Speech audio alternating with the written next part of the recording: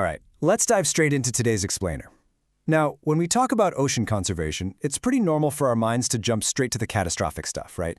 Those massive, record-breaking marine heat waves that just devastate entire ecosystems.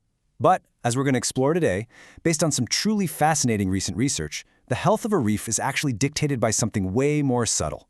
We're going to unpack the quiet, everyday rhythms of the ocean and look at how the disruption of those rhythms is fundamentally rewriting the survival playbook for corals around the world.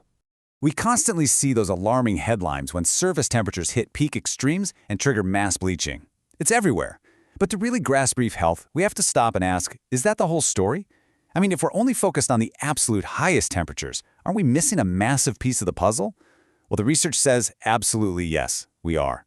It turns out the day-to-day, month-to-month journey, how the ocean actually gets to those peak temps and how it cools down, is just as critical as the extremes themselves. To figure this out, we need to look closely at seasonal temperature swings. Corals are completely naturally adapted to cyclical warm-ups and cool-downs over the course of a year. That's totally normal.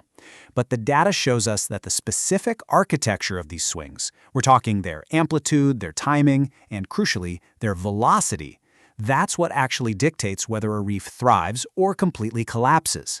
So it's not simply about the maximum temperature the water hits, it's about exactly how fast it gets there. And honestly, the core issue really just comes down to pacing. When ocean warming follows a slow, predictable cycle, corals can biologically adjust. It gives their systems time to maintain a healthy balance. But sharper, erratic shifts, those force corals to rapidly ramp their physiological processes up and down. Imagine being forced to sprint, then stop completely, then immediately sprint again, over and over. You'd be totally exhausted. Well, that is exactly the toll these sharper seasonal shifts take on corals. They are literally being robbed of vital recovery time. So let's look at how this builds into a compounding biological stress cycle. A rapid temperature shift immediately destabilizes the relationship between the coral and its resident algae. Instead of steadily adapting, the coral kind of panics, expelling its primary energy source. This triggers a severe energetic strain. And get this deep exhaustion and bleaching can happen way before water temperatures even reach the threshold of a traditional heat wave. Because of this massive energetic drain, the coral faces a much slower recovery, leaving it with practically zero resources for tissue repair or reproduction. The real hidden danger here lies in duration. It's not just the peak summer heat, it's the total amount of time spent above those comfortable thresholds. It's basically the biological equivalent of working double shifts for a solid month without a single weekend. The coral simply runs out of the energy required for basic survival. Every single day the water stays uncomfortably warm or shifts unpredictably, it just chips away at that resilience. Seasonal warming extends these periods of biological dead, dragging out the stress cycle until the coral just cannot bounce back. But here is a massive plot twist. While all the media attention is sweating the warming phases, the ocean's erratic thermostat is hiding an equally disruptive threat. We're talking about rapid cooling and cold snaps. Sudden drops in temperature are this hidden stressor that can actually be just as damaging as the warming phases. Corals are highly sensitive animals, right? So a sudden plunge in water temperature shocks their biological systems just as violently as a sudden spike. And this rapid cooling sends ripples through the entire ecosystem.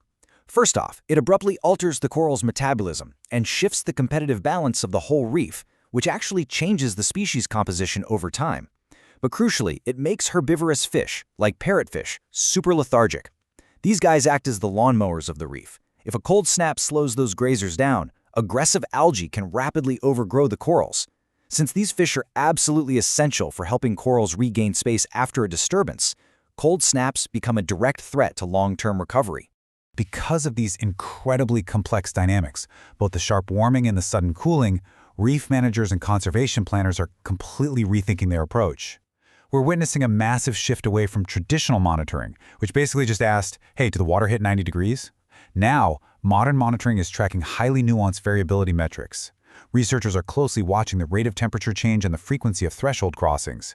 Asking things like, how many times did it cross the danger line this month and how fast, gives us a vastly more accurate picture of the real stress the ecosystem is under.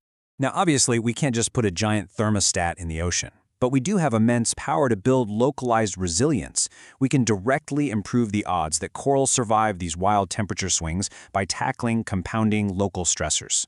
By aggressively limiting coastal pollution and sediment runoff and strictly enforcing marine protected areas to protect those essential herbivorous fish, we give corals a robust, clean environment to fight from. When they have plenty of helper fish and clean water, they have a vastly better chance of weathering those unpredictable seasonal swings. Which brings us to a quote from the research that perfectly nails the main takeaway here. Seasonal should not be treated as harmless. For decades, minor seasonal fluctuations were just sort of written off. But as climate change dramatically rewires ocean patterns, recognizing the sheer damage of these sharp swings and cold snaps is absolutely crucial. It's the foundation for forecasting the future of our reefs and designing targeted interventions that actually work. And that is the core of today's explainer. It leaves us with a pretty daunting question to consider. As the very rhythm of the ocean becomes increasingly erratic, with sharper highs, faster lows, and shrinking recovery windows, will our targeted local interventions actually be enough to secure the future of our reefs? Keep that in your mind the next time you hear about ocean health, and keep asking those deeper questions.